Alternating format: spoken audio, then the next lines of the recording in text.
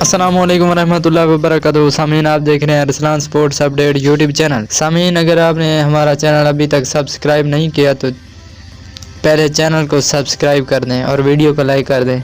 तो चलिए आपको वीडियो की जानिब लेकर चलते हैं। कौमी क्रिकेट टीम के साबिक कप्तान मोहम्मद यूसुफ ने पाकिस्तान क्रिकेट टीम की कारकर्दगी में तसलसल को खुशआइंद करार दे दिया। लाहौर में नैब के ज़ेर-ए-तमाम एक तकरीब में शिरकत के बाद मीडिया से बात करते हुए मोहम्मद यूसुफ ने कहा कि टीम ने मेगा इवेंट से जिस तरह की परफॉर्मेंस दिखाना शुरू की है, इस पर अवाम भी खुश है। किसी भी वर्ल्ड कप में 12 या 14 टीमें शरीक होती हैं, मगर ट्रॉफी को एक ही हासिल कर सकता है।